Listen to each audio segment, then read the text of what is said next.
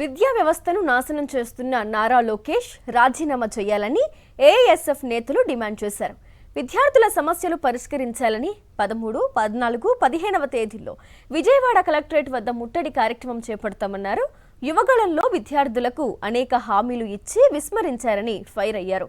Fee reimbursement బకాయిలు విడుదల చేస్తామని చెప్పి మాట తప్పారని మండిపడ్డారు.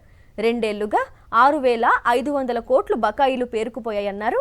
విద్యాశాఖ మంత్రి ప్రకటనల మంత్రిగా మిగిలిపోయారని ఎద్దేవా చేశారు. 10% మెస్ ఛార్జీలు పెంచుతున్నట్లు చంద్రబాబు చేసిన ప్రకటనను వ్యతిరేకిస్తున్నామన్నారు.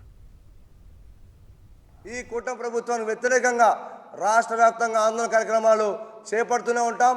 అదేవిధంగా జీవో నంబర్ 77 రద్దు చేసి ఏదైతే ఎయిడెడ్ పీజీ కళాశాలల్లో ప్రైవేట్ పీజీ కళాశాలల్లో సీట్లు పొందేటువంటి విద్యార్థులకి పూర్తి స్థాయిలో 100% ఫీజు రియంబర్స్మెంట్ వర్తింపజేసేలాగా జీవో నంబర్ 77 రద్దు చేస్తామని చెప్పని అధికారంలోకి వచ్చినటువంటి ఈ విద్యాశాఖ మంత్రి నారా లోకేష్ గారు 77 మీద శ్రద్ధ చూపించకుండా ఈరోజు ప్రతిపక్ష పార్టీల నేతల్లో లేదా వారిని ప్రశ్నించినటువంటి సామాజిక కార్యకర్తలపైన ఏ విధంగా జైల్లో పెట్టాలా లేదా ఏ విధంగా కక్షసాధింపు చర్యలు తీసుకోవాలని చెప్పని ఆలోచనలు చేస్తారు తప్ప ఈరోజు విద్యార్థి లోకానికి మేలు చేసే విధంగా ఈ రాష్ట్ర విద్యాశాఖ మంత్రి అడుగులు వేయడం లేదు. ఆల్ ఇండియా స్టూడెంట్ ఫెడరేషన్ ఇలాంటి బూటకు మాటలను ఎట్టి పరిస్థితుల్లో ఒప్పుకునేది లేదు. అందువల్ల ఏఐఎస్ఎఫ్గా మేము పోరాటం చేస్తాం.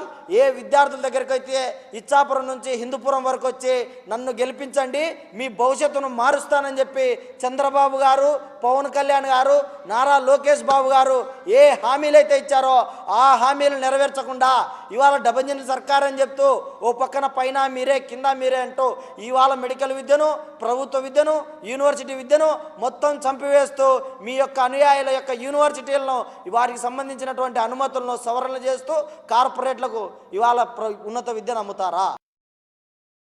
మరిన్ని అప్డేట్స్ కోసం ఛానల్ను సబ్స్క్రైబ్ చేయండి. నోటిఫికేషన్స్ కోసం బెల్ ఐకాన్ పై క్లిక్ చేయండి.